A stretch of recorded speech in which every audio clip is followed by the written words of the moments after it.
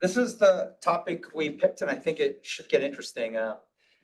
There was an article or a post that Sam Altman, the CEO of ChatGPT, or CEO of OpenAI, the company that built ChatGPT, wrote about the fact that the idea guy is going to now have its day in the sunlight. It's going to be something that maybe was looked down upon, especially in the tech world. If you're the idea guy, they sort of like looked down upon the idea guy, wanted the engineer who could build stuff. And so we wanted to take that concept, translate it into practice, where a lot of things in concept are much simpler and sort of blunt and kind of too high level. And so when you dive into practice, there are nuances of it. So this is just an image I found, don't look at me, I'm just the idea guy. There was another post I saw, I think it was the CEO of Snowflake, I think Frank Solomon was talking about how, like, I think it was a graduation speech, basically telling all the college grads, don't aspire to be a consultant or a advisor or this, that, like, kind of stay out of the intellectual fray and go build something, go, get into the actual work of creating, building. And there's a notion that the idea guy would generally seen as someone who can come up with ideas and then walk away while everyone else has to execute it. And I feel one of the nuances is that's changed a lot, where you kind of have to have the idea and execute. I think that's the part that AI has really accelerated the change of. So this was the part Sam Altman wrote about, was talking about for a long time. Technical people in the startup industry have made fun of the idea guys, people who have an idea and we're looking for a team to build it. If you look at a lot of startup incubators, there's usually a ton of it. People with ideas, I need an engineer, I need someone to help me build something. And this is Sam Altman's view, which is it now looks to me they are about to have their day in the sun. And so there are many different concepts in this. And so the first part I wanted to touch on was this. Daniel Kahneman is the one who sort of created this framework of understanding how our mind works, that there's two brains in many ways in our head. There's system one, which is driven by instinct, it's driven by intuition, and there's system two, which is rational thinking. And how much of sort of the last 100 years has been to try to shut down your system one. It's got flaws, it's got errors, and to really value system two. In fact, the entire education system is built on system two. The act of being analytical, being rational, learning to memorize, and the whole work that's been done from schools to a lot of what was valued in the workplace was actually system two. And what technology has done is it's rapidly changed anything that you can step out in detail. And the former CFO of Chase, who's one of our investors, always had given me this framework of separating precision versus directional accuracy. Precision is something that, rational thinking often involves steps 1 through 20. You can spec out for whether it's coders, engineers, every single thing to do. And if you do that, it's like a factory assembly line. The output is what you want. And so this is the reverse engineering of what you want to get to, and let's engineer it correctly. System one is what I would connect with directional accuracy. We're having this discussion quickly at breakfast, even with Avi, saying, think of an idea. The old idea is precision. The new idea is a thesis. And I think of a thesis as 50% of the idea. It's a direction, it's an approach. And with more reps, you will get better at this. And so thesis is the first part, then of course, iteration is the other half. Meaning no matter what thesis you have, there is half of it, if not more, that you will never be able to predict what will happen. You will never be able to plan. And so the skill that is untrained, untaught at schools is this skill. There were two psychologists, it's actually two American psychologists. I think it was Joseph and Harrington that combined to create a term called Johari. Johari is the fact that I don't know and you don't know. So I don't know, you don't know. It's what they call the unknown unknowns. And to get comfortable approaching life, recognizing, stepping into almost everything now that's left for human beings to do work-wise has at least 50% Johari. And yet Johari is a very scary thing to most people. And there was a separate study someone had shared that there are three things that the brain expends the most energy on, as in it's kind of hardest for us to do. One is moving the body, which is usually why it's so hard to get out of bed. It's so hard to motivate to go to the gym. The second is learning something new. Now, it's interesting the way that they define learning something new is that we're always making a prediction of what comes next. When your prediction is inaccurate and is consistently inaccurate, that means you don't know this. And so that point of learning something new is the second hardest part of what the brain spends energy on.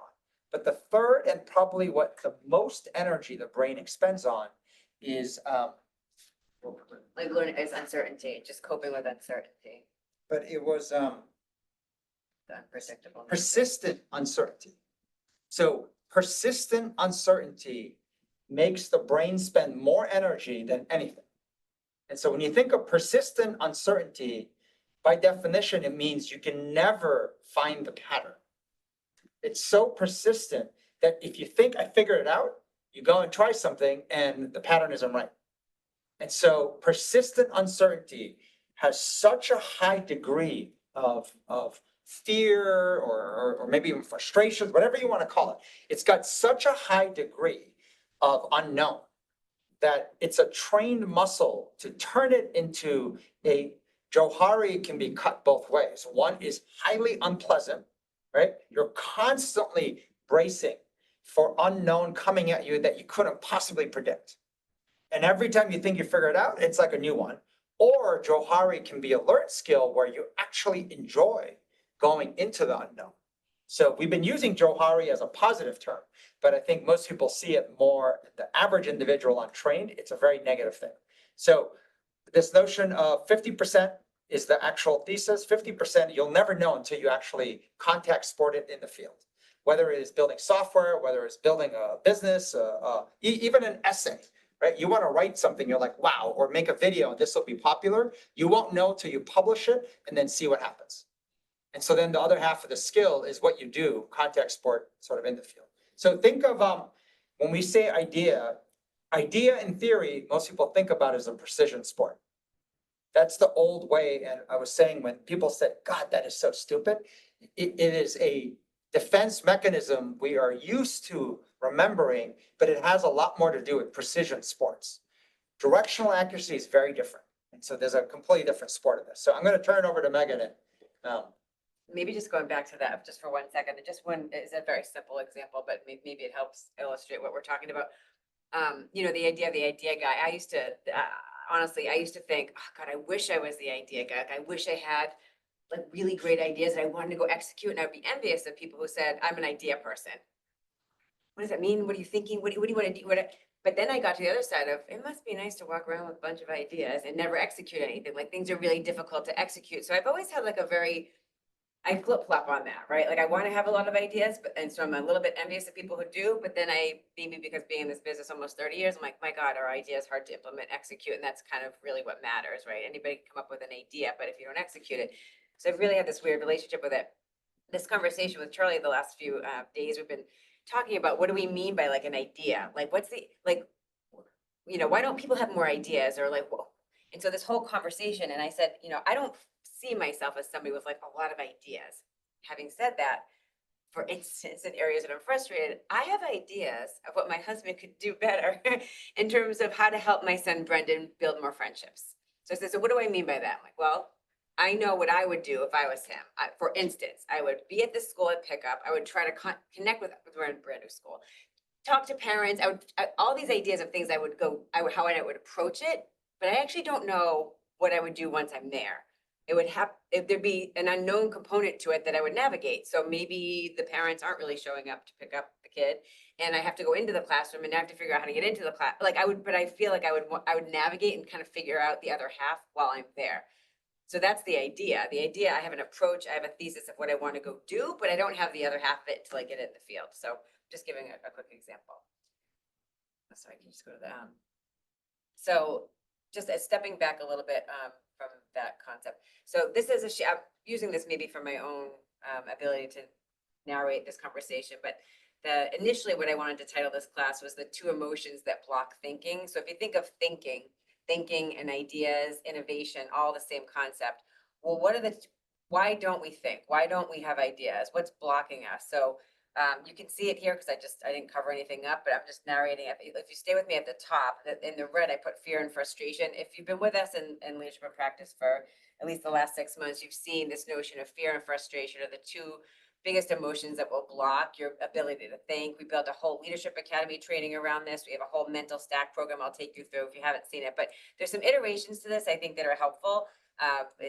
In terms of how fear and frustration does that at the high level, really, really high level, the top 1 through 4. If you've seen this before, if you're new to the class, the idea that it used to be natural resources at the bottom is number 4 now. That used to be how you could succeed in the world. The more land you had, then it moved to capital, the more money you have, then it became technology, right? And now with AI and everything, by the time you learn it, AI is already scaling it. That's not the advantage. It's not saying you don't need to learn AI. It's saying you are the main advantage. Human capital is you, right? At the top, I circled you. So this notion of focusing on you, what can you do? What are you capable of? The ideas you bring to the table, basically your intuition. So Charlie just covered the S1, S2. Your intuition, that is where ideas, innovation, and it's directional. And this is I said predictions, like your S1, your intuition is where all the great stuff comes from, right? We have logic, we have analytical brains, but we all have that, but what we're not able to tap into to get into that innovation space is tied to your intuition. So what happens in your intuition? Our intuition, most people will say you need to hone it because it has a lot of flaws, right? It has a lot of flaws, and that's these mental models that have been built over time since you were little, as a young adult, and this notion of your mental models are built up over time. If you don't look at them, they just get even bigger. And so this is this notion of always focusing on working on yourself. It's up to you to kind of reshape your mental models. So at the bottom, it says Stockdale, the second half of the sheet, the Stockdale paradox. I don't know if you guys have heard of it. It sounds like you've heard of it. There's an admiral, Vietnam War. Long and short, we've shared this a lot. So I think most people on the screen are staying with me, that this notion of the balance of faith and reality at the highest level is how our brains operate. That is how we think. If we think something is going to work out and we're grounded in the reality of the challenges, that is a balanced mind, right? That is a balanced individual who has sort of this unwavering belief that they will prevail, but they are also grounded in the challenges of the reality of the situation. So you need those two. So if you think about, and I don't know which side you guys all follow, and we're going to call them type 1, type 2. We're going to label the people like me are going to be more the type 2 people that go to type 1, but people more like me where I have a much harder time feeling this unwavering belief I will succeed, things will work out, we will win, my kid will do better in school, that all the good kind of, if you think about like optimism, that's the faith. That's going to be type 2.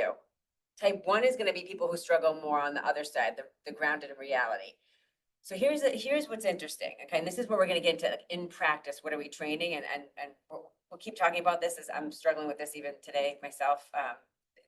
Like this is so hard because I'm actually in it myself. I'm trying to be not a hypocrite here and dive into this myself. I truly need this training. How do you believe when you have so much fear? And I label like fear, if I think of it, I think of like nervous energy, anxiousness. So if you identify feeling anxious a lot, having like a nervous vibe and nervous energy to you, it's because you actually don't believe. But you can't tap into the belief and the faith and the optimism until you first work on dialing down your fear. So how do you dial down your fear so that you can see things can work out? Because when you're in fear, and if you're like me on this type 2 side, you'll see the world and you'll see things that will confirm the belief that, see, it's not going to work out. It's not going to work out, so why bother? And that's why you kind of live in like more of a fear state. So you're looking for things to say, this is why I don't believe, right? So that's the mental model that's broken that we need to fix. We actually have to start training the other side of it. But first we need to dial down the fear, because otherwise just saying believe, have faith, doesn't work for me. Like, it's just not enough. Like, just believe and have faith is not enough. You can say it to me blue in the face. If you don't actually work on dialing down the fear, and fighting through the fear. So here's the counterintuitive, kind of the unnatural training, is to actually go into the fear, actually fight it. As in, when you feel it, and this is where I'm struggling with, even for myself, say even this morning, when I feel like a nervous energy, an anxious energy in myself, to then not avoid it. My typical will be avoid that thing. So don't go into that conversation. Just back out of it. Maybe when I'm calmer or when I feel like I'm more prepared for that conversation, I'll do that, right? So I'll start thinking about, okay, let me prepare for that next time I see that person, or next time that conversation comes up, I'll be ready. So I typically will prepare. I have to train to do the opposite. So if you feel like you're on that side, it's how do you train to do the opposite? How do you train? I wrote like, freak yourself out every day because it's worse in my imagination. I'm narrating it's going to be worse. I have to actually experience it and try at least one hard thing per day, one thing that makes me nervous, and go into it. Because what happens after is you're like, that actually wasn't as bad as I thought. Or maybe it was really bad, but you learned to recover. But in most cases, I think you're going to realize it wasn't as scary as I thought. There may be some recovery you need to do afterwards. I'm sorry, the words I use, whatever it might be, but you'll actually build confidence that I can do hard things. If you're on the other side, so this is, we're calling it type 1, like diabetes, but we just came up with type 1 just for a quick label. But type 1, people who get more frustrated, they're frustrated because, so if you identify with being more frustrated than more in fear, not that we all don't have both, but you're frustrated because you believe in the faith, you believe we should win, you believe things will work out, you have optimism, and you think it should be easier. So in the present, in the reality, you're not fully grounded in the reality of the challenges of what you can do, right? Not what other people can do to get you there. And this is something that Greg, in the last month or so when we were out, was sharing. One of the phrases I remember he kept saying is, I have to figure out what's in my control. So this is what he realizes: I have control over myself. I can work on myself. I don't need to, I'm so frustrated with other people, but what can I do? He started to look at the reality of the challenges for himself and for his team and the business, and he started to work on that. But to do that, he had to dial down his frustration and put angry at others, right? You're expecting other people to do better. Like, why can't they do better? I'm angry at other people. Why can't they do something that's going to help us succeed? And so you spend all this energy. So this is like a frustrated energy. I care too much. So here's the training for those people. You need to learn to park it. And that was part of our leadership training months back. We said, when you feel frustration, you have to learn to park it. No amount of energy going into being frustrated at others. In that moment, park it and focus on what you can do. So it's like this notion of just letting go. So for the frustrated side, it's hard for them to let go of what they're so frustrated, right? We called it like the bubble bath of frustration. You just keep piling on. On the right side, for people like me on the fear side, the type 2, it's to actually not park it. It's to actually go into it. And when you feel the emotion and the energy, you have to go into it. Now, saying this, knowing that this is much harder in practice, because I've been trying to do it this week, but I keep missing these opportunities to do it. So thinking that this like half step towards the fear is to figure out what to stop doing that's making it even harder. So if it's easier to chit chat with people, or if it's easier to go into the easier conversation, it's making it more difficult to go into something difficult. It's making it difficult to go into the thing that scares you. So there's going to be maybe things to figure out, like, what are you doing that's making it even harder for yourself to go into the fear? What are the excuses you have? And so I have any, okay, go ahead, Greg. Give me an example. Go ahead. If you can unmute. And while he's Are you there? Yep. Yeah, this is, I think, really, really well articulated. So this is a small example. So me being more on the type 1, but it was a discussion with Vaishali. And I thought it was a good discussion, but you're now pointing out something that really makes me think. So this was Vaishali being more on the type 2. She had an idea around kind of a product change with 5-star. So it's her idea. She's kind of practicing putting out her thesis, and I think got good feedback, not just, from others on the team. Yet I didn't hear anything from her for it. So I sent a note and just said, what's happened to it? And I hope by judge of mind, I'm sharing this, but she sent a note with the kind of like the design of what she did, but she was like, it's not great yet. And so she's like starting to get into like, it's not great yet. And so didn't ship it or didn't action it. And so it's making me think a little bit of like on both sides getting into that action. I like Charlie, your 50-50 piece of you actually have to get in and kind of iterate. There's an element almost of needing humility on both sides. Because on one hand, I might have a certainty that's really going to work. But in this case, Vaishali had a level of certainty that like it's not great yet. It probably wouldn't work. So kind of why bother? Um, and so my instinct in kind of sharing with her was that like how can you be so sure? Like you'll learn to some extent by exposing it and trying it. And also, the hard mode of it'll probably take several iterations. But now that I'm hearing you kind of say this, there's an element she has some fear and to this notion of almost like using that as an opportunity when she feels that to fight it and to go into it and maybe expose some of that could be a shipping. It could have been to she, just exposing that what she wanted to do, not there. Anyways, I don't know if Yeah, that's the best example, but yeah. it made me think of a different way to articulate that conversation with Vaishali. Yeah, no, you're just making me think, actually, I think the thing that happens is there's a hesitation. So she's hesitating to just launch, try something, and to then get that iteration thing going. And it's kind of the word I was just thinking about when you were talking, Greg, is excuses. Like I have plenty of excuses and they're super creative of why I won't do that difficult thing. So like, for example, last week we had the first Thursday and, with Martha and the whole crew. And, there's a hard conversation I wanted to have with her, some feedback that I wanted to give, but I felt like, it could be hard. She's going to give a speech. I don't want to put her in a bad place beforehand. So many reasons. Maybe it's inappropriate timing. All these reasons for why not to do the thing would actually be hard for me to do. And it's like super, and it's super fast. It's like, it happens like, it's in my automatic. I think for Vaishali, it's like it's in our automatic to find a reason to not do something that scares us, right? It's like super creative. I like almost every situation. I mean, there's just, it's like an unlimited pool of reasons I could say, that was inappropriate, that'd be inappropriate to do right now, or I don't want to rock her boat, or she seems like she's in a good mood, so let me not, or I need to do this, or maybe I need to eat first and then I'll do it. I mean, it's like the level of creativity is out of control. So I don't know. I think that's, it's helpful, Greg, because I feel, in the business context and of actually launching something that makes sense. She's coming up with a reason to not do something. And for people like us in that type 2, we need to find reasons to just do it. Maybe not even a reason, to just learn to lean into it. Just right when we feel that feeling of, I hate to use the word excuse, but it does sound like that. It just seems icky, but it's true. It's like an excuse. It's super, and it's so fast. And then the more we talk about the excuses, the more we just keep making excuses, and then we just never do anything. So I do think there's like almost like a human, like an instinctual, just go, like just go. Yeah, Kathy, JFDI, right? It's like similar to that, right? It's just like, just actually going to do it. And the JFDI, if you've not been with us, is a just freaking do it.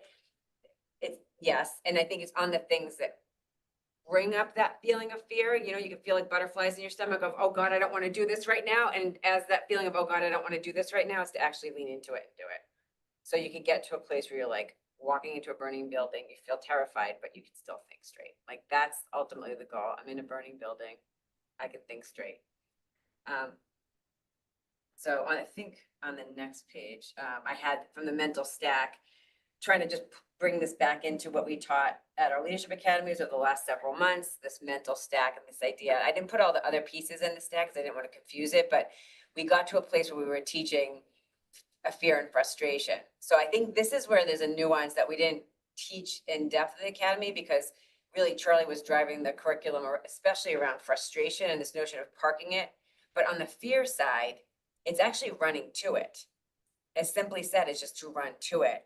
I think it's going to be harder in practice than just running. Like I said, you have to figure out what are your excuses, dial that shit back. And then the second you actually feel that excuse about to come up, and you can't prepare. This is where I'm struggling.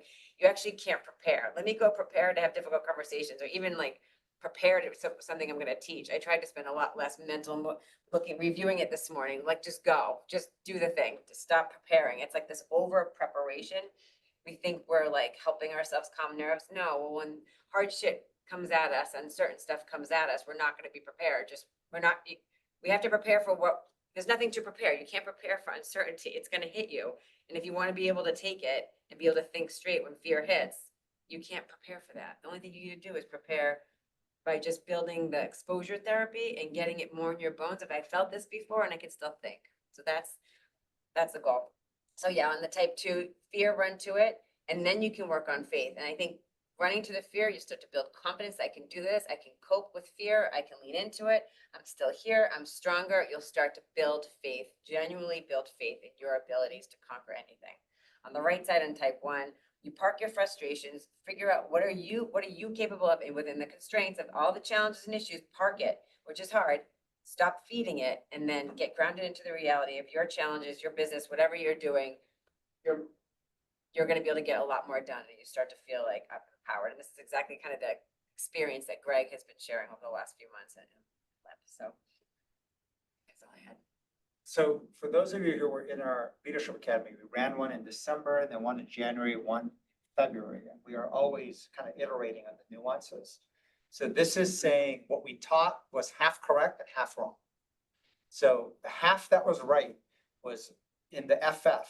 And so the whole idea of the stack was you had to build it from the bottom up, otherwise you'll have a wobbly foundation, right? So you can't almost get the next part, even though it's in close sequence, until you get the foundation right. So at the very bottom, we wrote self-driven. It's kind of what you inherently already got past all these issues and do well automatically. So we all have that in our lives, whether it's travel or it's cooking or whatever it might be. But moving to FF, where we got it right versus wrong, when it comes to frustration, to be able to expose it and then actually park it is actually a learned skill. To be able to, expose out, and the reason why speaking to someone, exposing matters, is our mind just runs too fast. Our mind runs at 4,000 words a minute. Our subconscious mind is able to pick up 11 million bits of information per second. Now, this is in the science of how much information is being processed by our minds. Yet on the conscious mind, it picks up 40 to 50 bits of information. So this is the rational mind versus the sort of like intuitive or kind of subconscious mind. The amount of information that's going through our heads of what we're absorbing, but also what we actually could say if we were able to speak at 4,000 words a minute is just too much.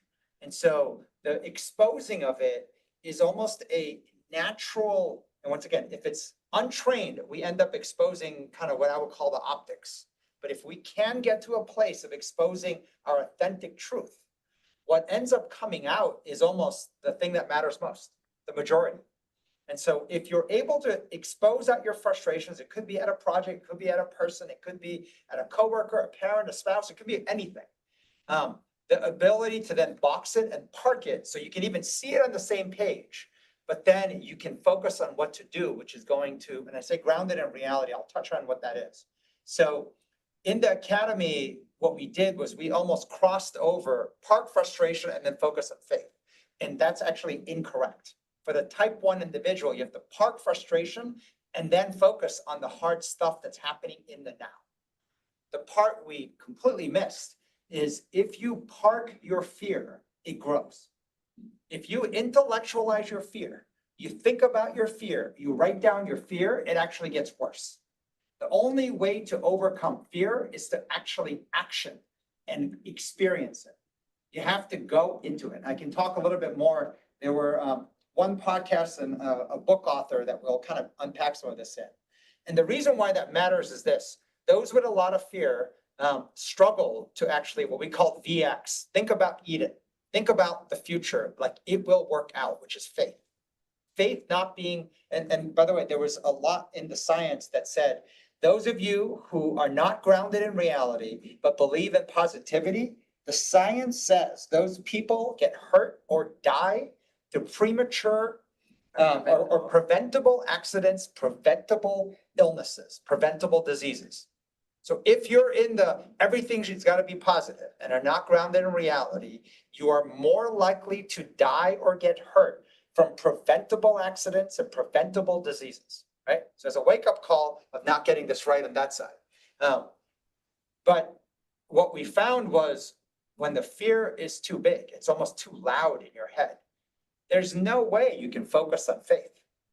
Fear is just almost taking over the mic, blaring full blast, taking over the lighting system. Everything you see, hear, sense, and feel is fear. So our body naturally tries to run away from it, tries to avoid, it freezes. And so there's only one way to get over that. You have to experience it. So we'll talk about that a little bit more. So I'm going to jump in a couple different things, and maybe if you don't want me jumping around a little bit, just giving you a different take on some of what Megan covered. I wanted to add something here that might help, so stay with me, letting you see what I'm going to animate. Add something real quick. There is an interesting nuance, what you were saying, Charlie, about frustration. You have to expose it and then park it. Because the exposure of it can feel like it's feeding the frustration, but you have to actually expose it so that you can slow it down and not feed the optics of it, to your point, but you actually have to expose it first, you know, versus just like, otherwise it just sounds like you're just shoving it down. It's actually exposing it and then parking it. Sorry, I'm just doing this because I feel this will help a little bit.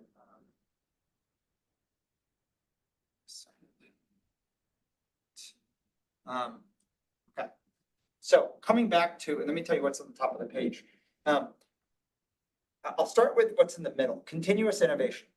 What Sam Altman's talking about, you know, the idea guy, what kind of everyone out there probably is talking about, no matter the industry, continuous innovation is no longer nice to have. It's required. Every job, I don't care what it is, if you're not continuously innovating, it gets stale, it gets old, and the way the world works, it's all compared to what else is happening. Everything else is moving so fast. If you are unable to change whatever you're doing, it's great yesterday, but by today, it's already starting at all. And someone else is going to figure out how to do something so much cooler, so much better that you are not, you trying to hold on to yesterday's success is a losing game. And that is changing so fast that continuous innovation is no longer nice to do. It's no longer an elite skill. It is literally the baseline ante. And if you don't do it, you're no good. Like you are literally trending towards zero, being jobless, being not needed on teams. Continuous innovation is no longer nice to do. It is what is required. And the notion of innovation, it follows this loop of two parts. One is having a thesis, which is, once again, the 50% idea. I use the word thesis for those of you who remember the scientific theory. You have a hypothesis, then you go and test it, right or wrong, and then you go back, figure out what's wrong before you try again, right? The notion of a thesis is not a complete idea. It is not precision. It is a 50% idea. And once again, the more you do this muscle, the more you rep it, you will get better at this. The second half of the thesis is the iteration. The iteration happens only in the field. You have to be playing contact sports with real human beings. And the reason why this matters is the unpredictable thing in everything is how other people act. The part that is difficult to predict, the part that is full of uncertainty is you will never accurately be able to predict what the others will do. You can always predict what you will do, but and even then it gets hard. It's impossible to predict with accuracy, probably more than 50%, what others will do. And so that you only find out. And so the bottom part is what I would call iteration, right? So you got idea generation skills, once again, and why this is so difficult is the old world of idea is seen as 100% idea. You know how people would say, it sounds like you haven't thought about it, or you haven't thought through it enough. Yeah. Why don't you go back, think about it, and once you've had a complete thought, speak. This is the way we were trained at school. And then when it comes to iteration, you don't get a chance to iterate. Like we shared before, there's a school I forgot what they're called now, but they would make 5-year-olds iterate self-portraits. And literally the first thing looks like what a 5-year-old would draw. By the end of it, it looks like almost like a Mona Lisa type, like, I mean, it's amazing. Even with iteration, a 5-year-old is able to make things amazing. And I say this for those of you who have 5-year-olds, now you think their disgusting painting is amazing, but it's not. It's like, and then you see what they can do, you're like, wow. And that second part is an iteration skill where you can stack accumulated success. And so continuous innovation, the innovation loop is made up of these parts.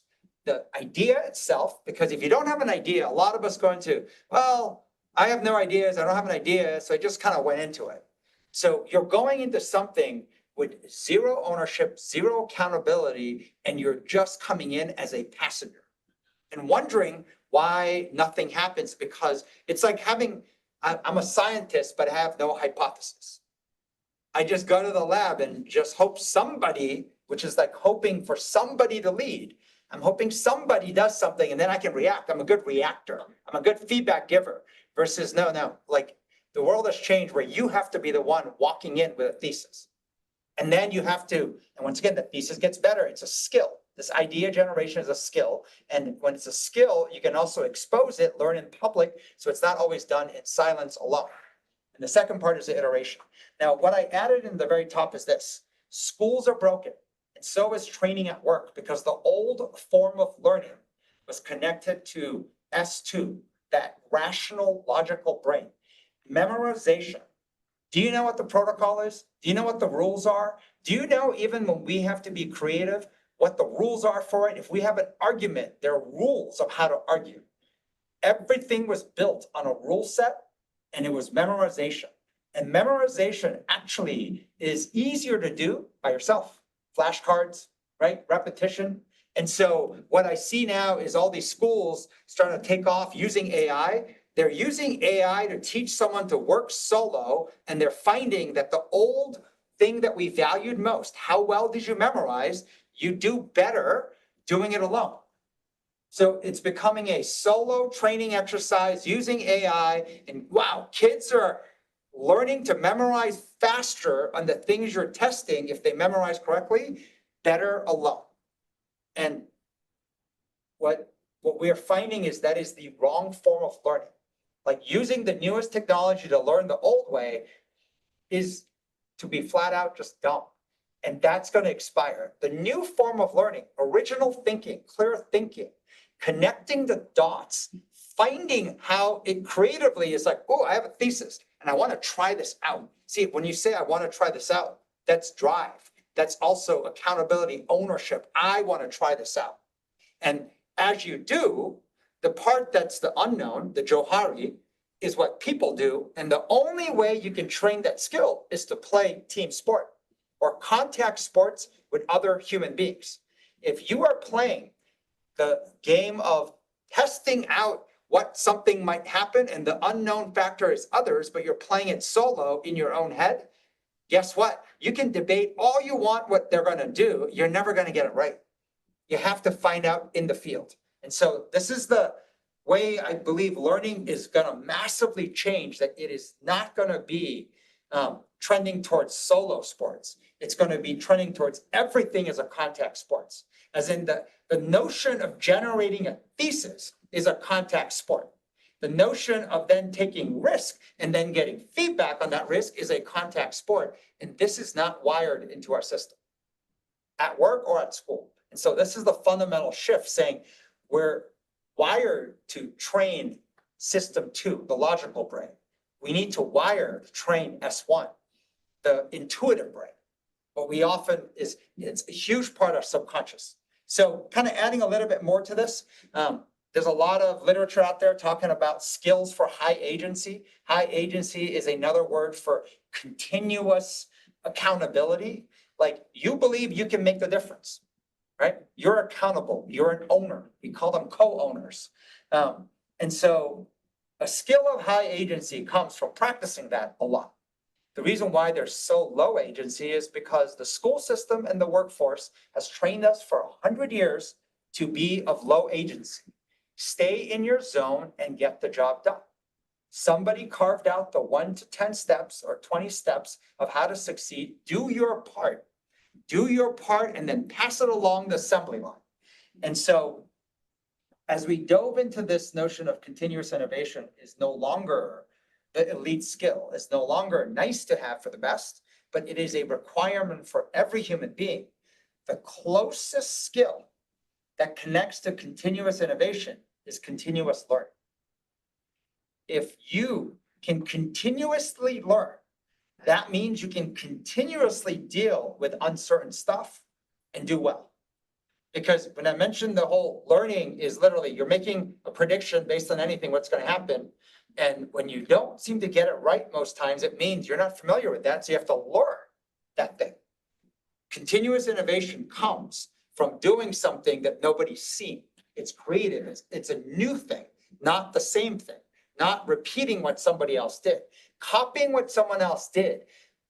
Between AI now and between search, our ability to pull out what someone else did is super fast. Our ability to create something new, that is upon us. And the brain that does that is system one. And so the closest way to train system one is actually training continuous learning. And this is the connection in the two. So I put some more things in here. When you if you look at a lot of projects, a lot of situations, people, if you really press them, will say, I'm kind of out of ideas. I don't know what to do. I don't have any ideas. You're like grasping with the same old ideas and it feels stale, it feels that. And that is just simply a score that your brain is not very trained at this. Versus you have to improve how you come up with ideas or come up with thinking. And so this is what we'll touch on a little bit. Risk-taking, what's interesting here is this. And there was a whole class, one of our lib members had asked us to try to teach a class on how to say no. How do you know what not to do? And the reason we didn't pull it in this class is it's a later skill once you get past the basic foundations. Once you have enough ideas, and I said, you have enough things you genuinely want to work on. When you feel like, oh my God, there's so many directions I want to go, then comes the skills of figuring out what not to work on. Now, here's the nuance that people rarely get, what not to think about. Now, that sounds kind of crazy. What not to think about. You can choose to not think about something. And I'll touch on this both in planning, but also in remembered memories. You can choose what to think about. In the same way, you can choose what not to think about.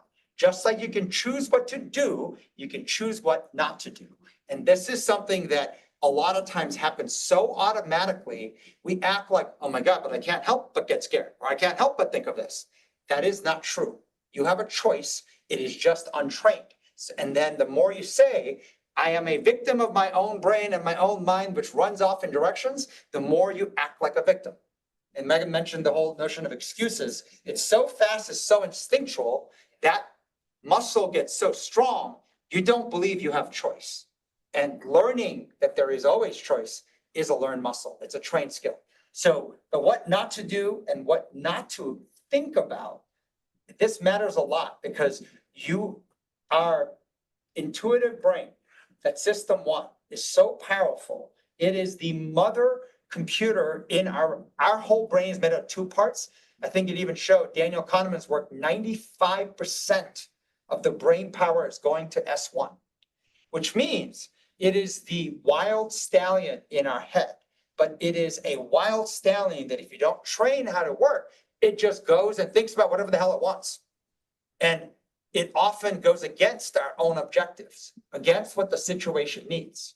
It'll be like having your kid, doing worse, and you keep thinking, oh my God, they're going to do worse and worse and worse. And you're looking for confirmations that they're going to do worse. And so then instead of finding creative approaches and ways to get them better, you end up just watching train wrecks happen and then maybe even highlighting and magnifying it. So there's a lot of different things we can go into, but what not to work on, what not to think about is actually a learned skill. In order to figure out what to focus on, focus can be what you do, but can be what you think. The notion of, I want my subconscious brain puzzling on the things that matter most. I want it puzzling. So if you say, if I keep feeding this fear, or if I keep feeding this frustration, it doesn't produce anything good, but I'm going to keep doing it anyways, right? Now, we don't say that, we just do it automatically. Versus you have to be able to say, okay, I'm not going to think about that. And I wanted to puzzle this. I wanted to solve this problem. And so often Megan and I, in our craziest of windows, will spend like an entire, like 10 hours in a day, sometimes days, battling and debating on what we should not work on, not think about. And when I say not is what happens at the end. We want to think about it. We think we should work on this. We should think about this before we get to the place of how to focus. Meaning, it sounds insane that it could take 24, 48 hours, sometimes 72 hours, and we debate openly to figure out what to focus on. And that makes a huge difference. So I can come back to any of this, but Bill Ackman, well-known, I think people are saying he's going to be like the next Warren Buffett, Charlie Munger, but this was a great quote from him. He said, always iterate, which requires rapid grounding and acceptance of the truth, no matter how ugly and difficult, because doing better than where you are now is the key. Doing better than where you are now is the key. Stack that over days and weeks, and the accumulated progress is the change maker. It's not one thing. So I'm going to break this down a little bit. Always iterate.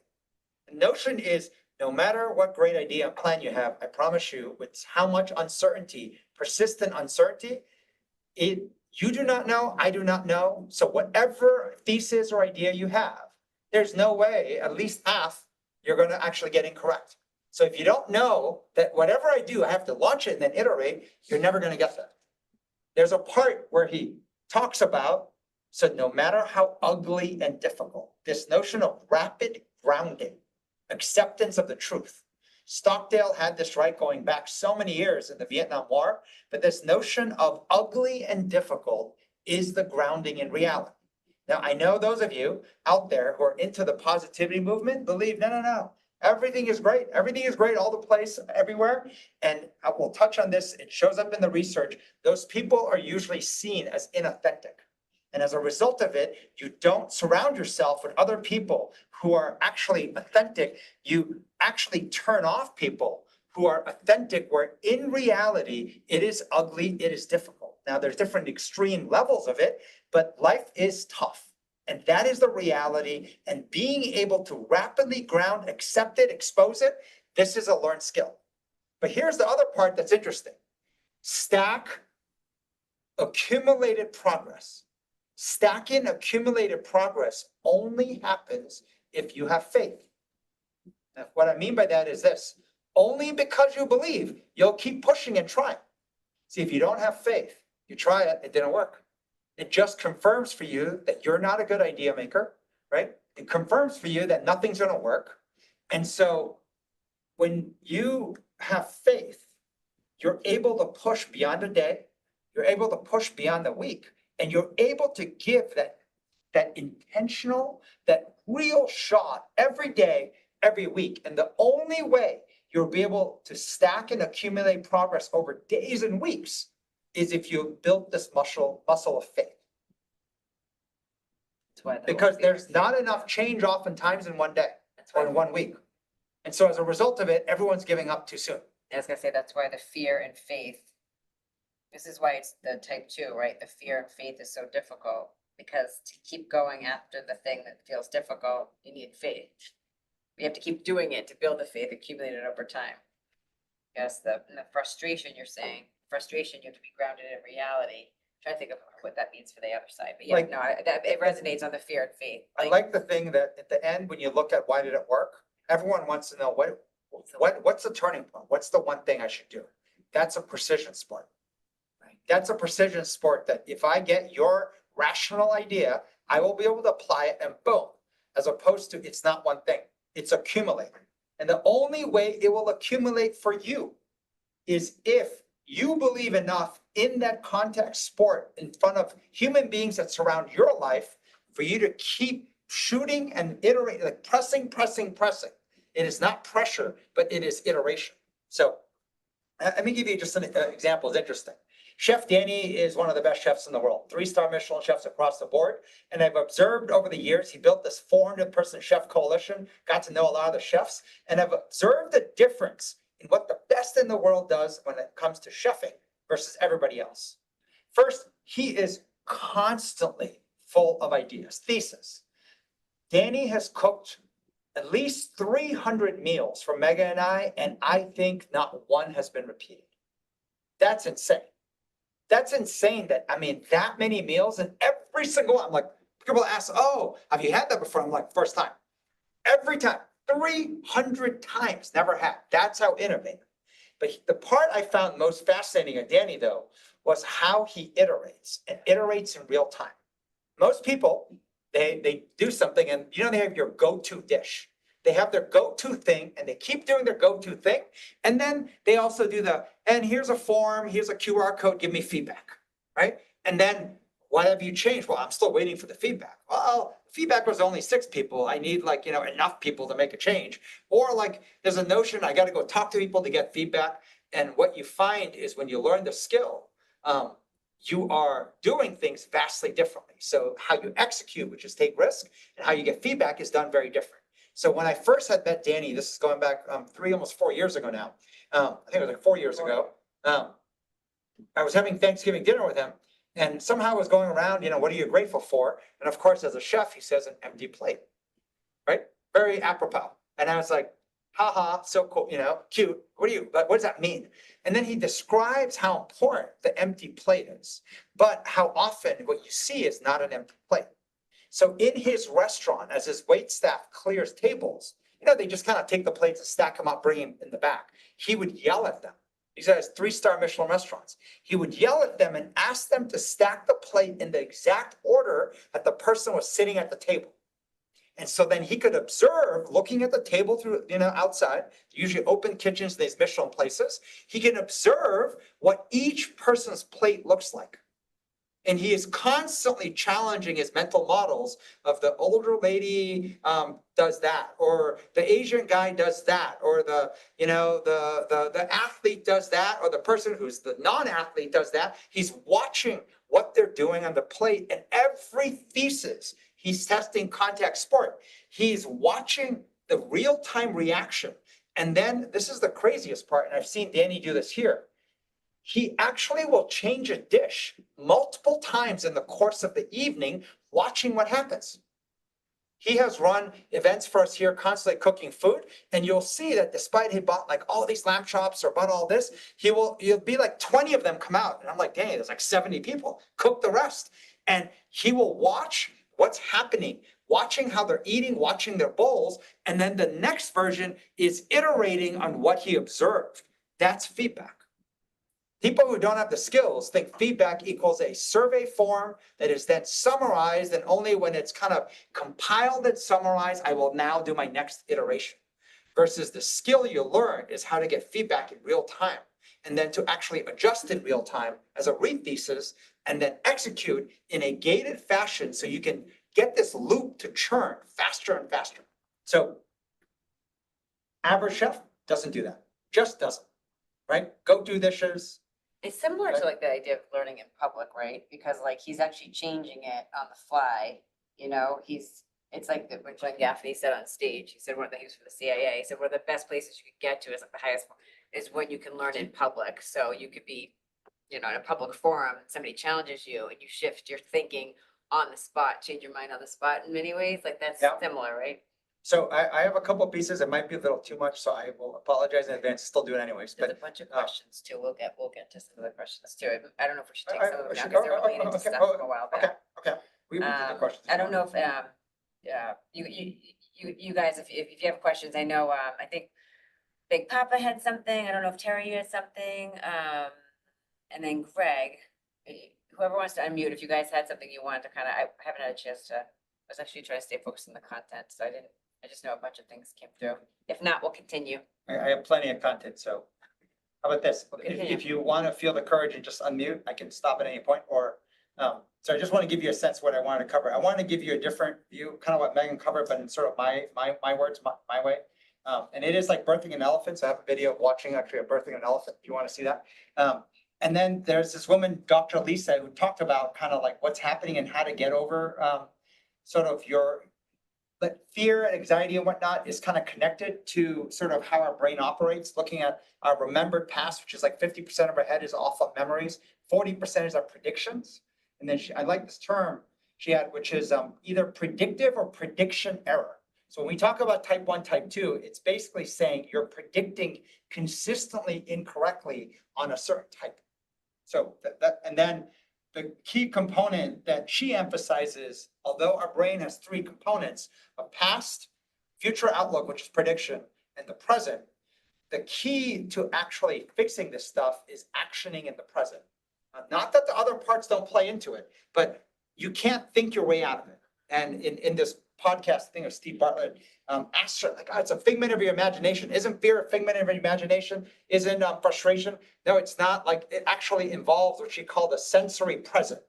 And the nuance, and once again, a lot of these things are so much ground covered. The nuance is this: you always almost have to start with the sensory present, and then you have to go to the mind, but you have to connect actually doing something then with the mind.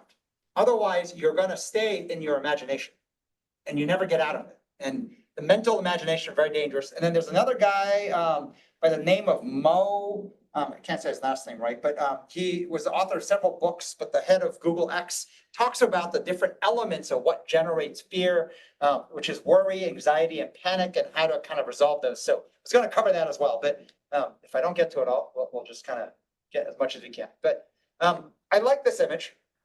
This image was all around, when you boil water, you can't see your reflection. In the same way, the way I look at it, you can't see the truth. You can't see your thinking. You can't see what your brain is doing until the water calms down. And the top two things, and this talked about anger, but the reality is the two most lethal emotions that block your thinking is fear or frustration. And what we have found, and we had put them together before, and this is the mistake of our earlier learning in the academy, people tend to be imbalanced on one side. They tend to be imbalanced in that one of them is a larger blocker for you. One of them's more debilitating. Right? Yeah. Meaning, and your repetition in that blocker has made that blocker so lethally strong, but so automated that working on the other one literally does nothing. And in fact, it takes away because the actual actions are opposite. The actual action you have to take on fear to get stronger, overcoming, taming fear is the complete opposite of overcoming frustration. And so if you are ping-ponging between both, you are doing a disservice because naturally you're going to gravitate to what makes us feel more progress, which will be the one that actually is already easier for you. These are both hard. And you can, yes, recite examples on both in our lives, but there's one that is a monster hijacking terrorist in everyone. And to figure out what that is, you have to figure out which side you're imbalanced on.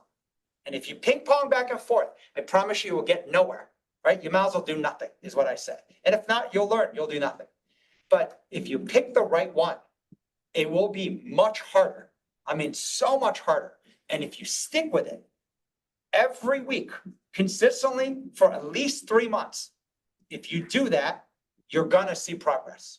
So if you pick the wrong one, the way you'll know is it's too easy and you'll see no progress. If you pick the right one, you'll know because it's hard as hell. And you will see progress only if you stick with it.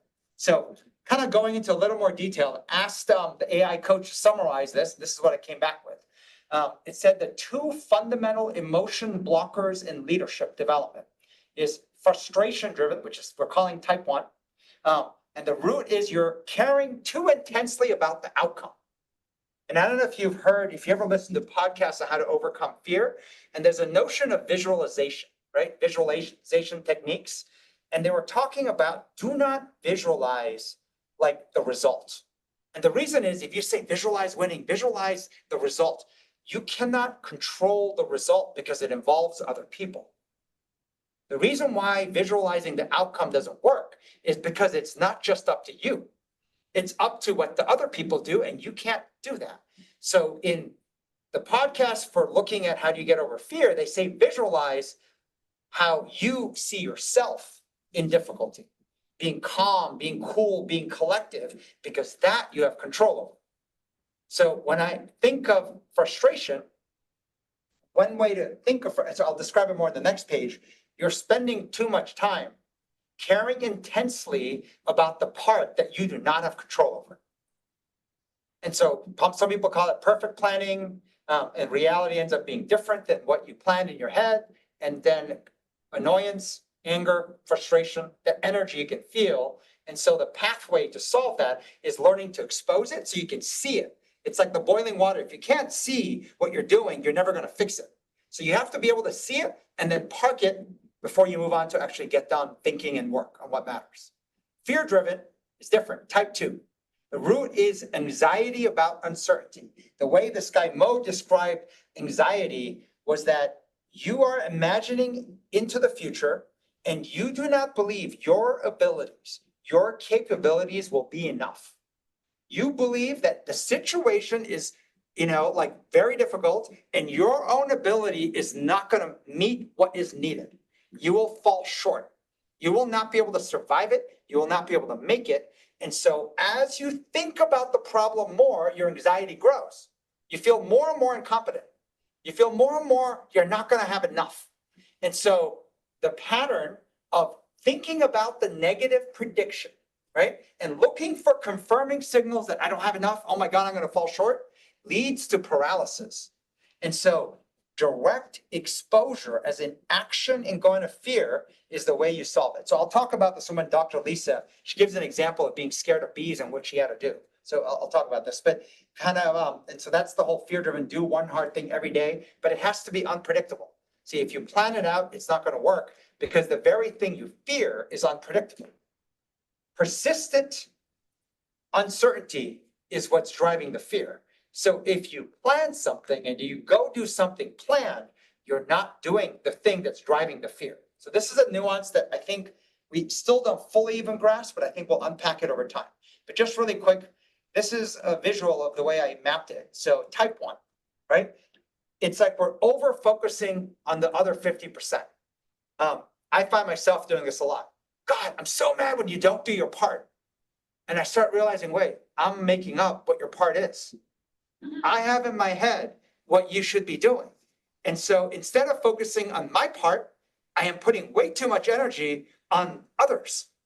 So I have like what others should do, whether it's coworkers, whether it's spouses, whether it's children, in any situation. And this is in the science that our brain, and especially our S1, our subconscious or our intuitive brain, is always predicting.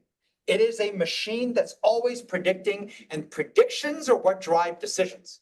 So decision making, if you go one step back from it, it's a prediction of what will happen. But Dr. Lisa talks about prediction error. We have a lot of prediction error. So you can imagine a type 1 error individual is constantly making errors on their own prediction of what the other person was supposed to do. But forgets that, wait, I made that up. I'm making up what the other person is supposed to do. And so I can't control what they do, but I'm getting frustrated on my of what they were supposed to do. First, and so to recognize that's what you have to capture, you have to expose, park it on paper in a box so that you can focus on your part. Type 2 is different. They're spending time over focus on what they will not be able to do. And the words like, I won't be able to cope, I won't make it. The words that come out of I won't make it, it won't work, they're making predictions of actually falling short themselves. And so is it right or wrong? And this is the notion of prediction error. They think they can't control themselves to get stronger. They think it's actually a very fixed mindset view that you believe you can't overcome that. No matter how ugly, as Bill Ackman said, remember the whole ugly and difficult, right? The whole grounded in acceptance of the truth. They see the truth and they think, I will never be able to get better than that. I will never be able to get my ability to be higher, this is the anxiety, than what is needed.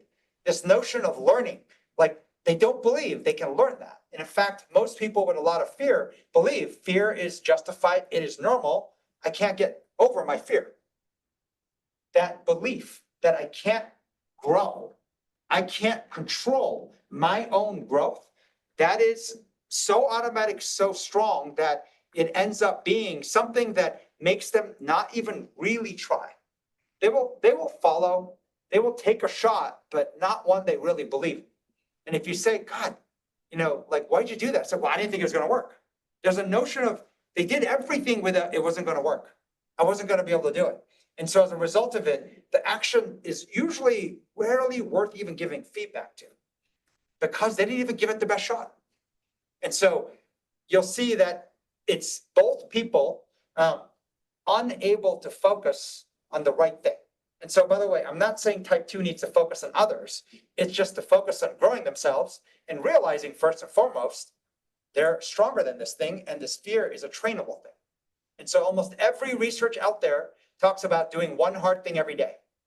And I added the word unpredictable because a lot of times people are doing, okay, I'm going to make a plan for one hard thing every day. And you go and do that thing and you wonder why it doesn't improve because the thing that you're most scared of is the persistent uncertainty. So once again, we have to unpack this more and more, but there's more kind of in here. So just kind of going into this, another way to look at it, too high emotional states. And the natural thing that happens, right? This is the wrong thing. When you feel frustration, right? What we tend to do, and this is kind of type 1 prediction error people, we kind of do something about it, right? Do you know how much energy we spend attacking the frustration? So we call energy out, and that's the natural thing they get used to doing. Versus the one with fear, total opposite. We either freeze or we stuff it down, we bury it. And we think that, okay, I'm not going to think about it. And you're literally spiraling in your own head. And that also is the natural state. The right way is to actually train the opposite of that. In frustration, you need to expose it, but park it, as in stop feeding it, right? So that you can focus on what you can do, energy in.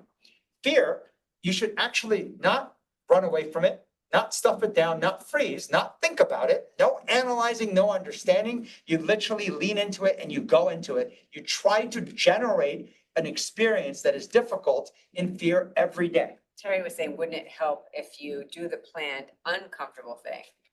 Even a Planned. little bit, if you do what she's trying to say is, if you do something uncomfortable that's planned, would that help you build a little courage to go do the unexpected? We're saying no. Do the thing. So my first reaction, if you planned uncomfortable, the word planned is what I have the issue with. Yeah, that's Like the minute you are planning, you're actually not training intuition. the very thing you need. You're going into rational stuff. Right. And oftentimes in the planning, we tend to convince ourselves to Yeah. dial it down, make it a little less dangerous. It's a feeling in real time. Let me show you kind of a sort of a thing that might add a little color. So let me just. It is a great comment, Terry. It's something like the last few days I'm struggling with a lot because it's like to actually get into the training, I feel like I need a plan. So I need to put myself into something uncomfortable. Oh, so what's uncomfortable for me? Well, it would be kicking off, the dinner that we did versus letting Charlie do it and me doing it later. So then I start to think about all the things I could go do. And that's the wrong way to think about it because that's planning and that's not training intuition, which is why something unexpected has to happen to you. And then in that moment, you have to be able to go into it because it's training intuition in the moment when you feel fear to fight that fear with your intuition. So any kind of planning is our S2, right? I mean, that's what we're saying.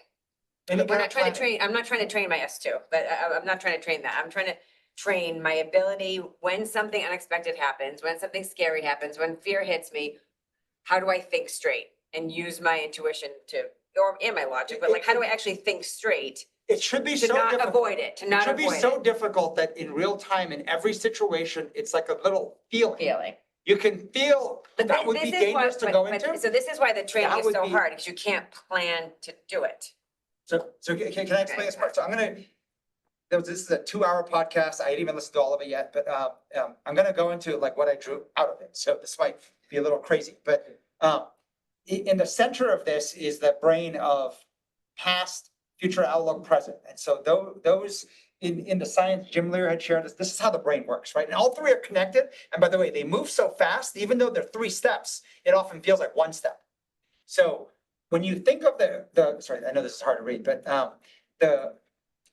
first Look at the part middle. after the past, future, outlook, present is the green part. When you're doing it correctly, you start to become aware of what's happening in your brain.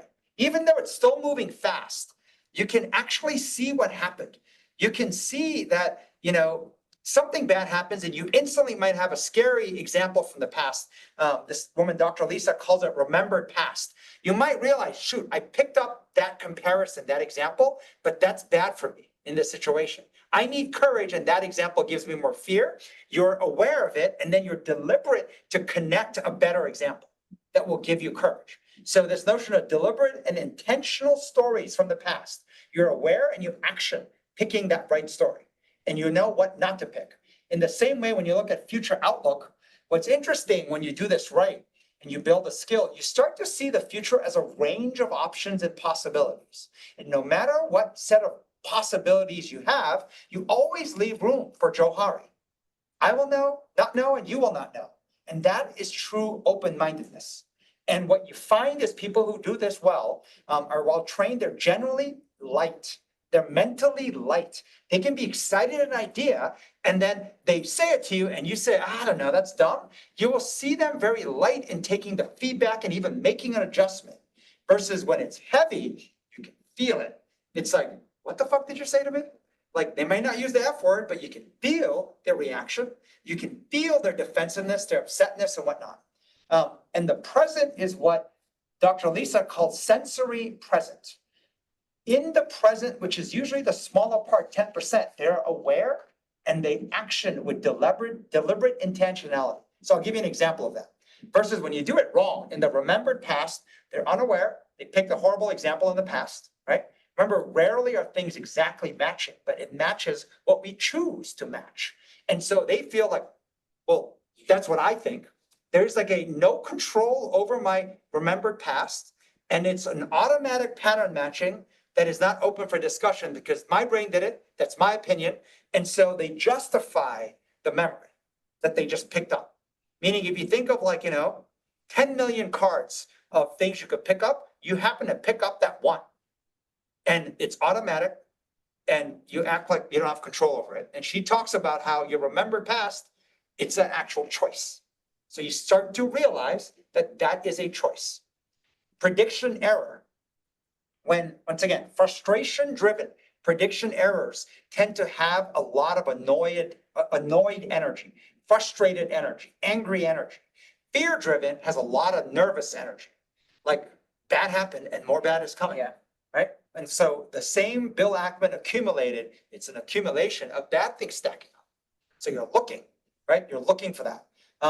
In the present, in the red zone, what you're finding is you're unaware of what you did. Like there's a no control and there's an auto action.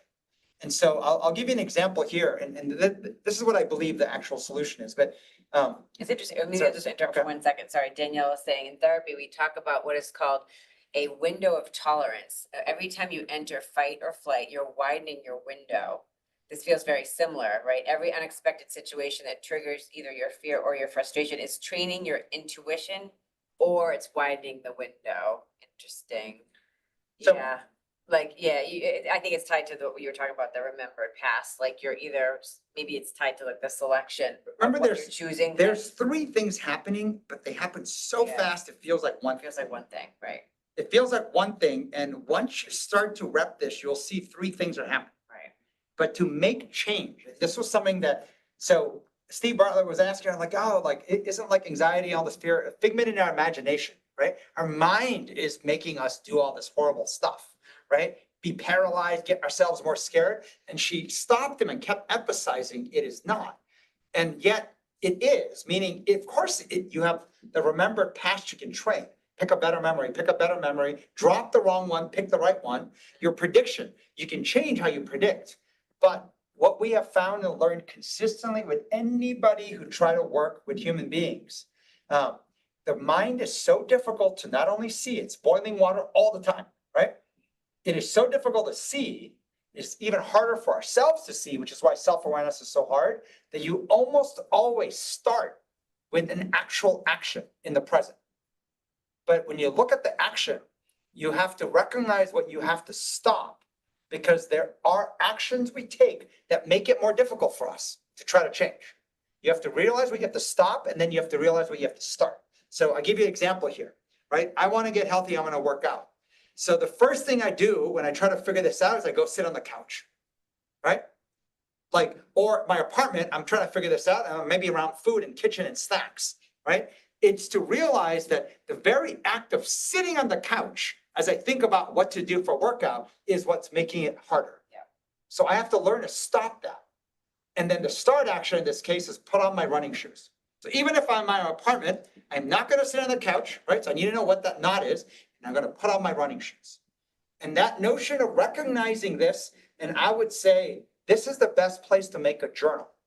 Take a piece of paper and start to recognize what you do in your automatic. You might get it wrong at first, totally okay. But start to recognize in every situation. And the thing I would say is this: do not analyze the whole day. If you want, analyze the start of your day. Everything goes wrong right from the start. Start of your day, recognize what you're doing in your automatic. And so recognize the action you're taking, because that action is the primer for then memories start to stack in or predictions are going to come true. And then recognize what's new action you want to add. So the example she uses was, I'm scared of bees, right? So of course everyone says, get over it. It was like when you were like 6 when that happened or whatever, young age. So she says that like the action she does every day is trying to go close to bees. So when you see bees, she stands by them. Then as that got easier, she started to get closer to smell the flowers and be around bees. Then she started to plant flowers to attract bees into her life. And then she pushed herself to the point of actually getting herself stung deliberately. Now, when I heard that, I was like, okay, that sounds a little crazy, right? But the point is that when you keep exercising the right action, keep repping the right action, you will push yourself to the point. And she's trying to challenge, was my memory of the bee sting accurate? When I got stung when I was 6, it might not be how it feels when I get stung as a 50-year-old. And so pushing the boundaries, and as you do, by the way, and you find yourself pushing the boundaries, self-driven, it's what I call growth mindset, what I call someone getting stronger. Someone else isn't pushing you to make the action harder and harder. No, you are doing it. And the very act of you doing that gets you off to the races. So frustration, you can probably find more and more things that frustrate you even more. Right from the beginning of the day, you'll see your thinking won't be good. When it comes to fear, right from the beginning of the day, if you do this right from the beginning of the day and you do it every day, you will see change. Even after 4 weeks, you will see change. Now, when I say every day, like it doesn't have to be every single day, but what I promise you is this: if you delay, I got to find something difficult to do, you're never going to do it. You're never going to do it. You have to do it at the beginning of the day. So somewhere I would say before 10 a.m., I'm picking 10 arbitrarily, right? You better get your rep in. If you don't, just recognize you're going to be stuck in your little demonic loop, and you won't change.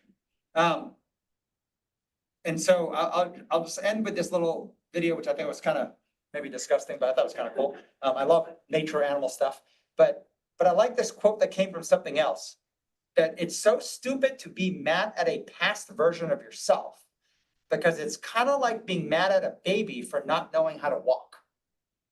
This notion of, I want you to think approaching this as a baby elephant that is birthed. And I'll show you the video. As a baby elephant, can't even walk, rolls around, right? Does not even have use of its legs, but nothing to be ashamed about. Here, let me just play this video really quick, and then we can do any questions and whatnot. Sorry. So, Oh, Kathy, Kathy, I think you need to mute, right?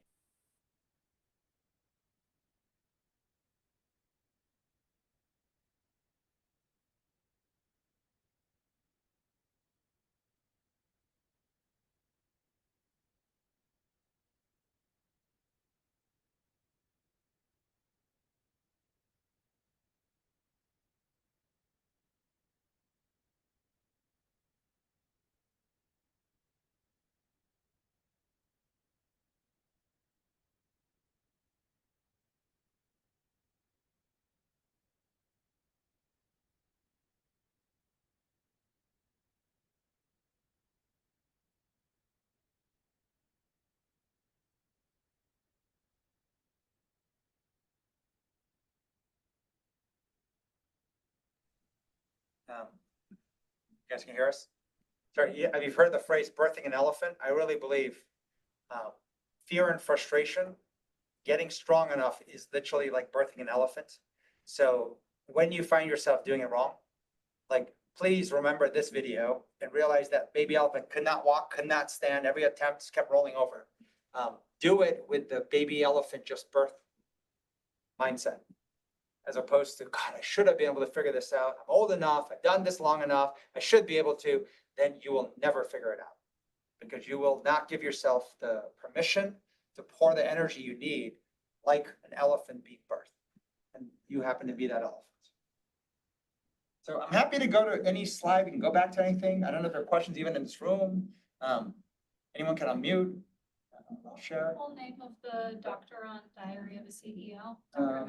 Lisa Barrett. Yeah, by the way, all of this is on video by tomorrow at noon. So if you go look, you'll see this slide, but it's, I think Steve Bartlett, there was a, so the question was, what was the doctor? Dr. Lisa Feldman Barrett.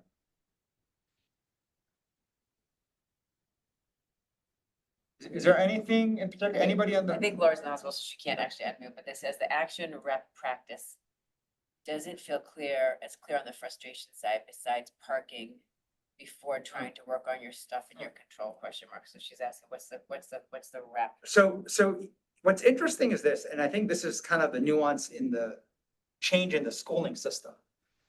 Why you need other human beings is when you rep frustration in your own head, it is literally like an uncontrollable fire, and you have no sense of how much gasoline you're pouring in or if rockets are exploding.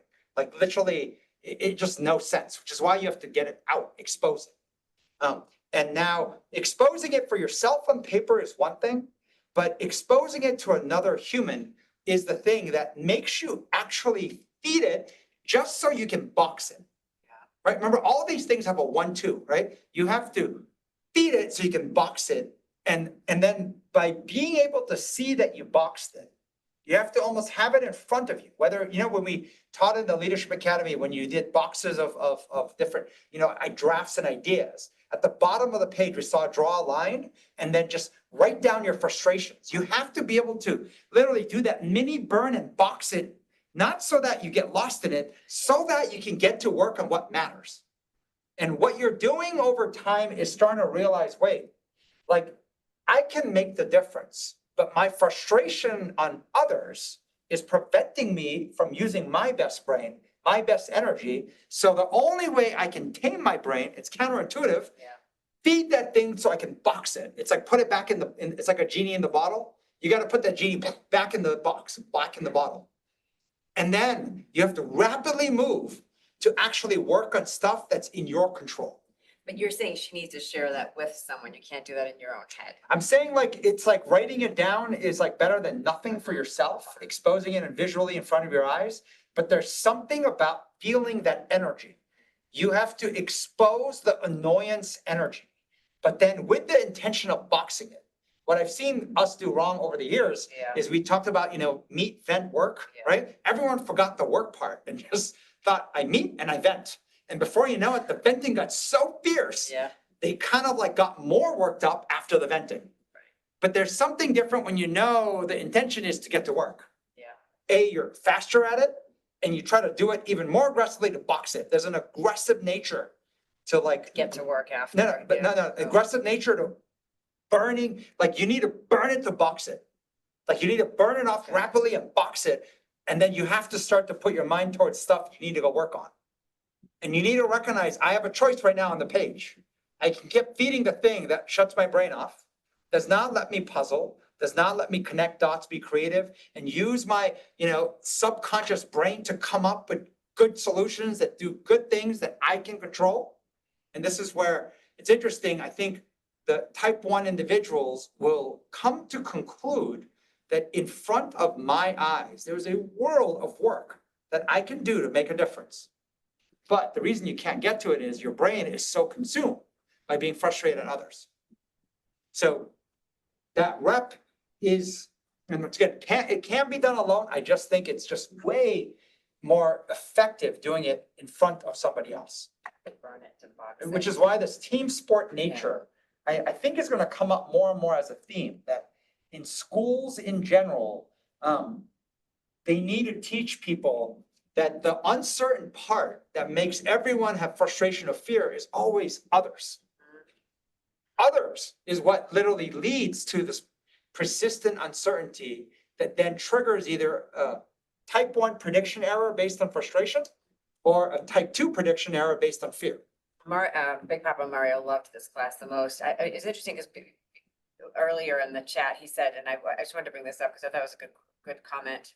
Big Papa, he said, I find exposing, back to the type 2 side now, the fear side, I find exposing the fear was the hard work and took practice. However, once I did it, I just wanted to do it more and more. That's something I think about too. Like, am I feeding the fear by just continuing to expose it?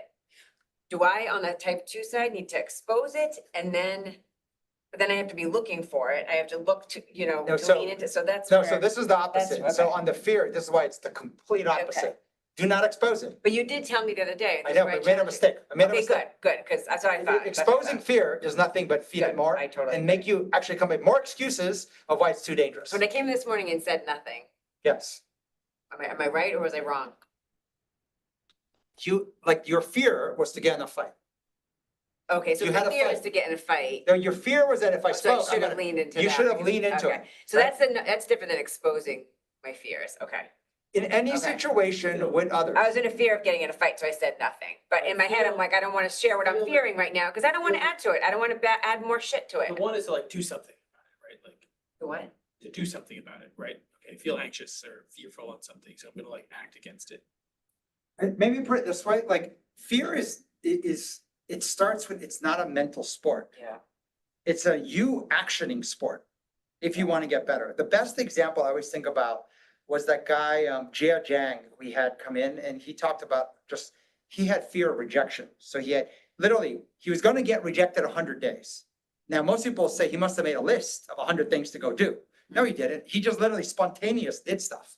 And the very first example he says is, I did the research. They say rejection proof means you got to get rejected. And he was thinking about it. He was literally walking out of the building. I think he worked for Dell, and literally on the spot turned around, asked the security receptionist, can I get $100? That wasn't planned. You'll see the spontaneous nature that he's doing stuff. And the guy was like, no. He's like, can I get $100? He's like, no. And he kept asking him. And instead of like, okay, I did my rep, then he pushed and asked, why did you say no? And then he kept pressing and he eventually asked him like, I'm trying to do this exercise. If I asked you and I was going to pay you back, he'd say, yeah, I would have lent you $100.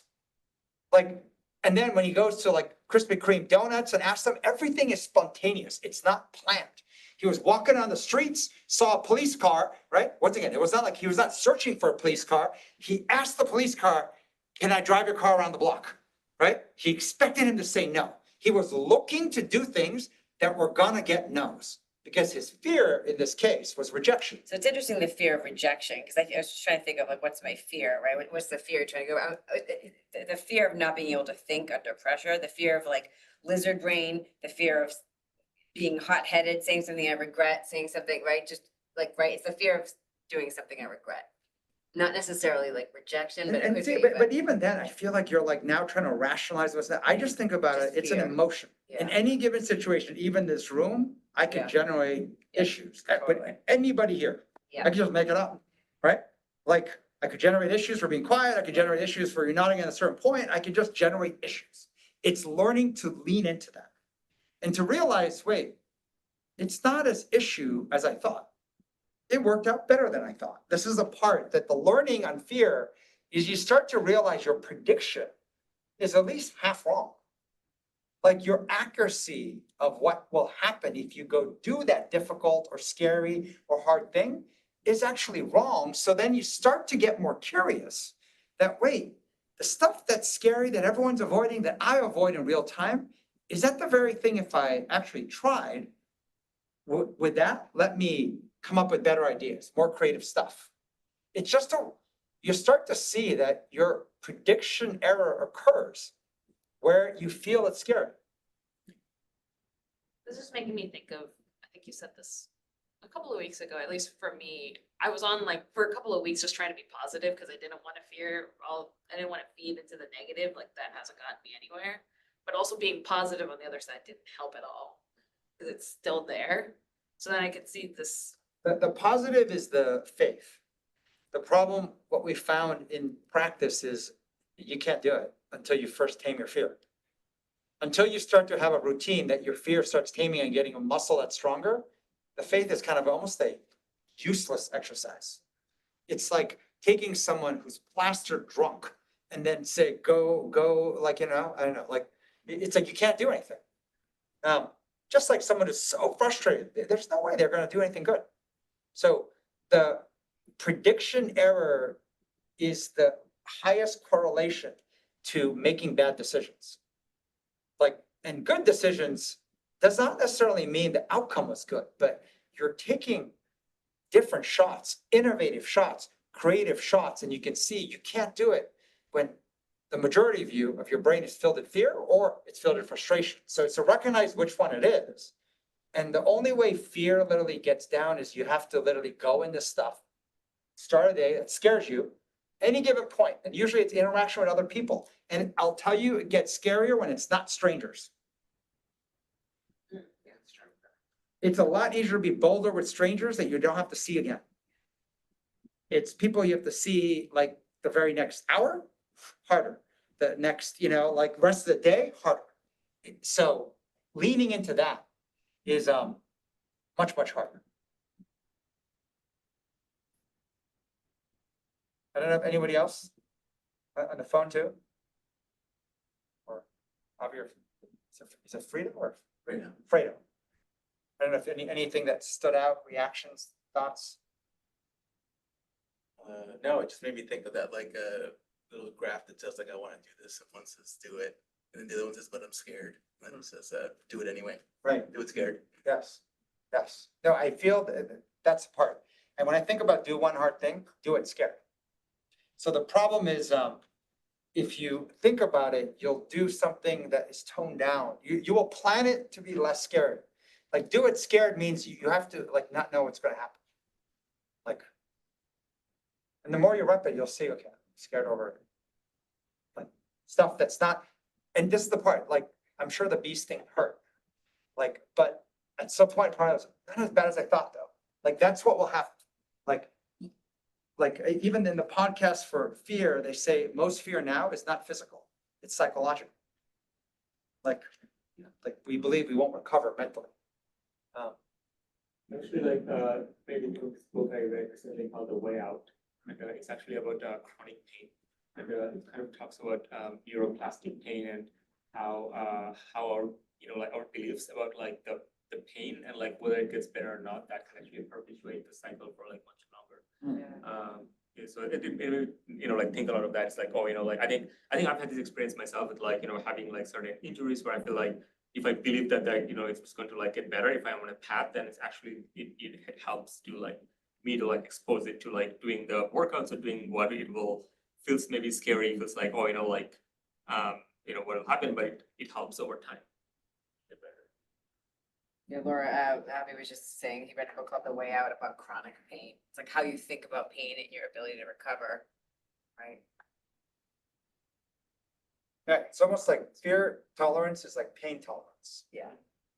If it doesn't hurt, you're not trained, right? And so like, if you think about, okay, I'm gonna create pain tolerance, the more you think about it, you're not gonna do it, right? It's like, why would I do it? It's like, you're gonna freak yourself out.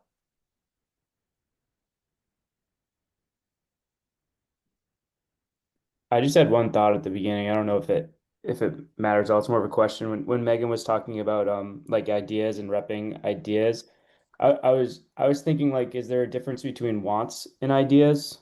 Because like some of the things that Megan was saying, like with her son and like how her husband would act or whatever, I was thinking, is that a want or an idea? And when you're repping like working on ideas, does that even matter? Or am I overcomplicating it? Pretty much is what I was thinking when that was going on. Yeah, no, I feel like it's like if you're trying to solve a problem, right? I mean, if you think of innovation is either solving a really big problem or it's something you really want to go do. And actually, I feel like generally, Charlie will say like use the words a lot like, I want to go do something. It's like, what do you want to do? And generally that doesn't quite like I don't think of it that way. I think somehow I usually think about it more like, what's the problem I'm trying to solve, which is probably tied to my negative Nelliness, but like, I'll think about the problem of Brendan needing more friends. And so then I'll tell myself, like, I don't actually feel confident that I know exactly what to do, but I have an approach of what I would do that's different, right, than what I think my husband is doing. So that's where I will get frustrated.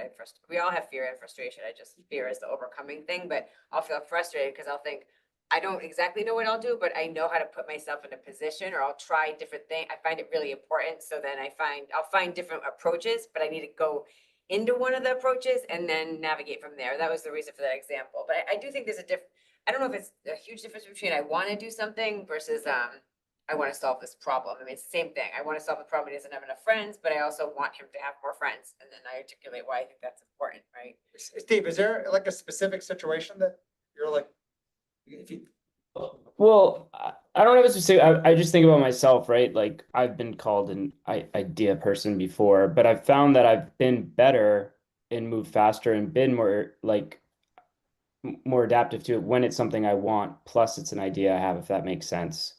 So like I could have an idea around, something for someone else, or like I could see something and be like, oh, this would be a cool idea to go and, you know, make this better. But when the want and the idea are together, I think kind of like what Megan's saying, like there's a problem that you have or you're trying to solve. It's almost the way you approach it is way different.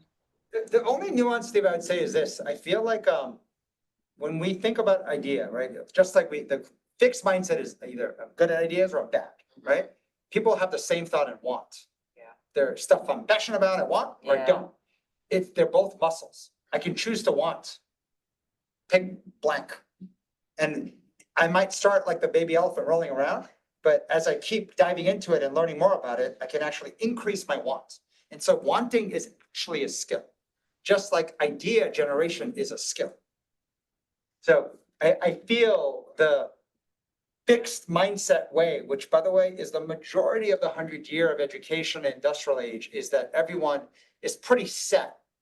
The entire field of neuroplasticity grew, recognizing that the fixed mindset of human beings was totally flawed.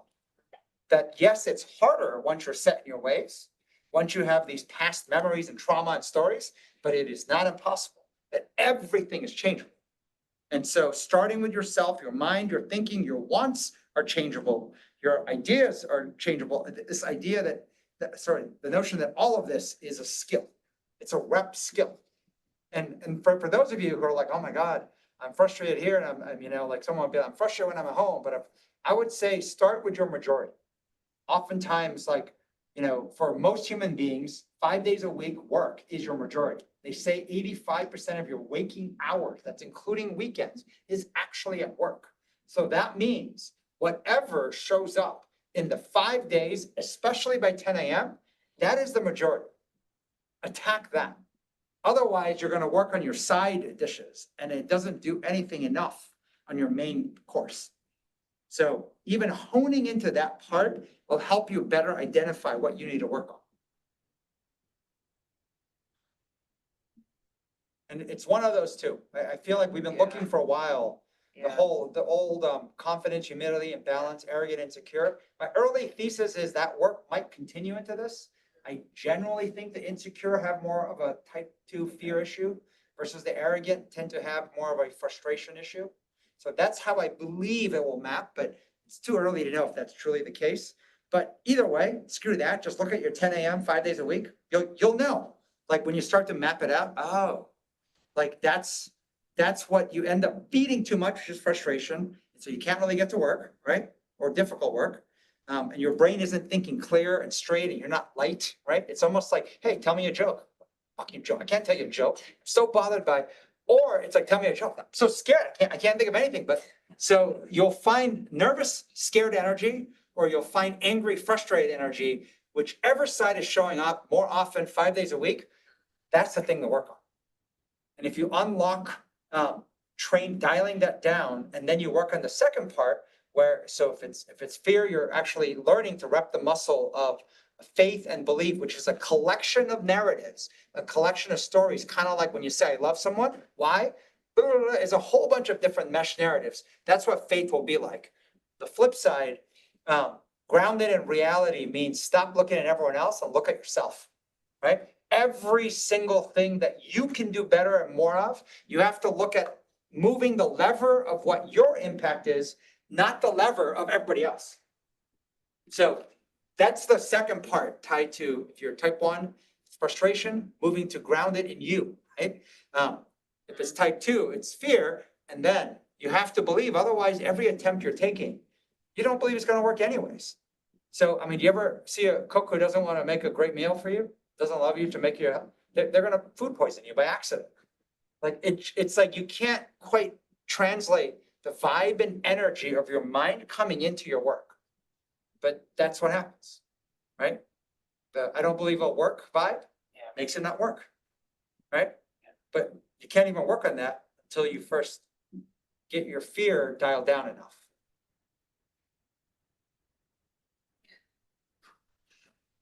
We had a lot more in the parking lot, but hoping that is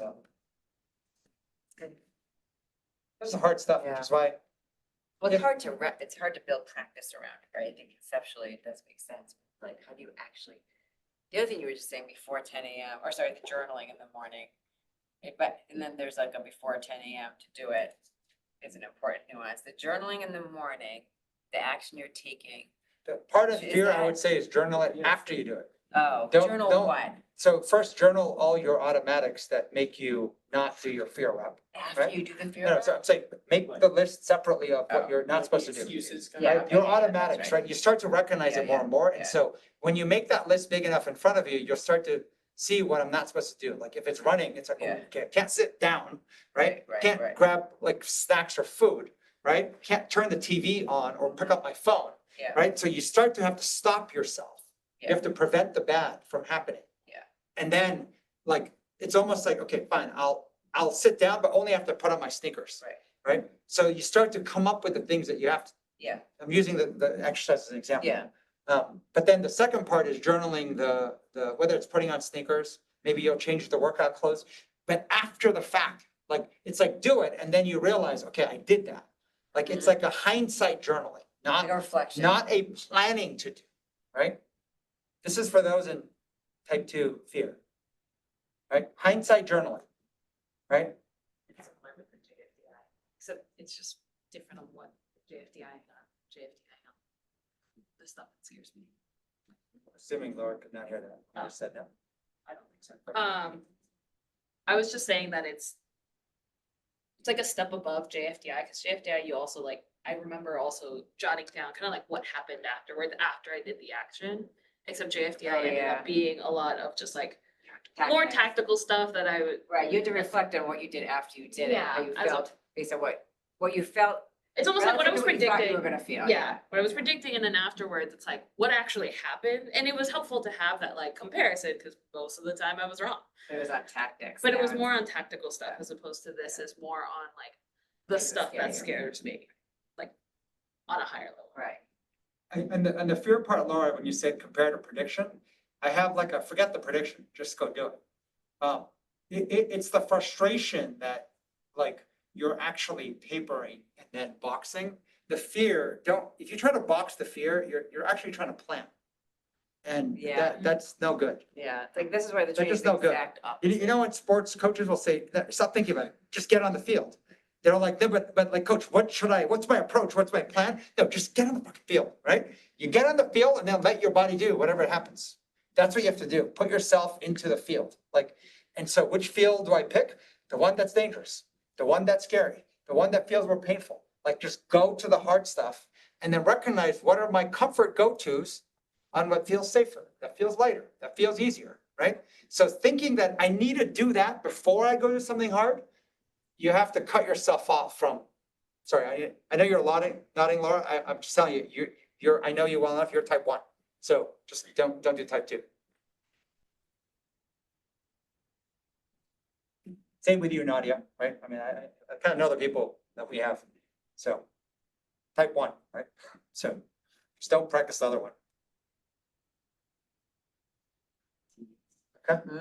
Football team. Yes. Type 1 versus type 2. We'll do a flip cup tournament, type 1 against type 2. We'll see what happens, right? There'd be a lot of blaming on one side, frustration. Versus Our us. side, like, I'm stuck on the field. On our side of the I suck, and then on their side of the you suck. I'm the reason we're losing. Who's gonna play? No one's playing. Versus the other side, they're like, you know what? I've been playing. Okay, all right, all right. Next week, you go, or actually, I don't think, we don't know, we actually don't know what I we're think doing next next week, week it's is a holiday. Juneteenth. We're gonna be here, but How, I Charlie guess and is I don't happening. I don't don't know know. if we're We gonna don't teach know. lip or not, but We don't we'll decide that. And then later. if nobody comes, we'll talk to ourselves. Sounds good. All right. Guys, have a good.